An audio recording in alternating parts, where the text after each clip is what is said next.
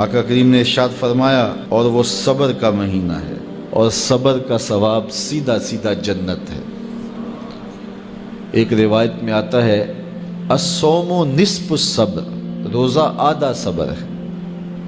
تو روزہ رکھ کر کے یہ دولت حاصل کی جا سکتی ہے۔ وشہر المواسات، اور یہ ایک دوسرے کے ساتھ محبت کرنے کا، باہمی تعاون کرنے کا، الفت و رافت کے ساتھ پیش آنے کا مہینہ ہے۔ وشہر یزاد فیہ رزق المومن، اور یہ ایسا بابرکت مہینہ ہے جس میں مومن کا رزق بڑھ جاتا ہے، مومن کے رزق میں اضافہ ہو جاتا ہے۔ وہ نعمتیں جو عام ایام میں اسے نصیب نہیں ہوتی، اس مہینے میں اسے نصیب ہو جاتی ہیں۔ اس کا رزق بڑھ جاتا ہے، برکت ہو جاتی ہے، اضافہ ہو جاتا ہے۔ جس نے اس مہینے میں کسی روزہ دار کا روزہ افطار کروایا، اللہ اس کے گناہوں کو معاف فرما دے اور اس کی گردن کو جہنم کی آگ سے آزاد کر دے گا۔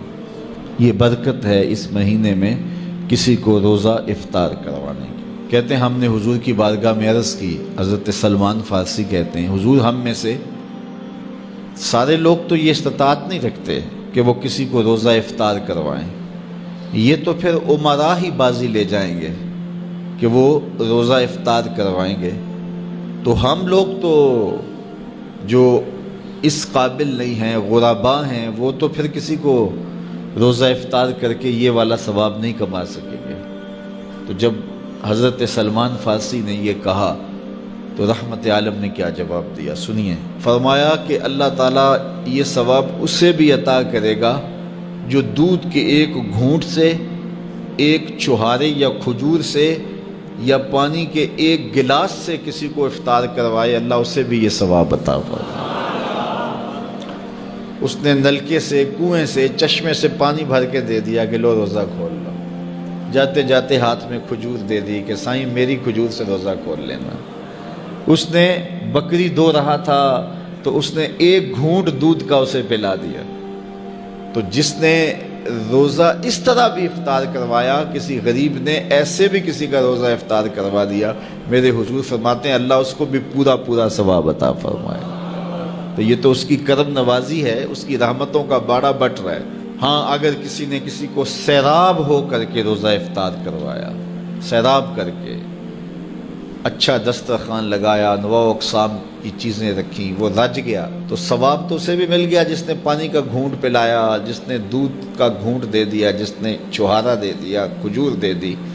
لیکن جس نے اس کو رجایا، اس کو خوب سیراب کیا، تو میرے مصطفیٰ کریم فرماتے ہیں اللہ اس کو جام کوثر عطا کرے گا۔ 50,000 سال کے دن میں اس کوثر کے جام پینے کے بعد اس کو پیاس نہیں لگے گی، حتیٰ کہ جنت میں چلا جائے گا۔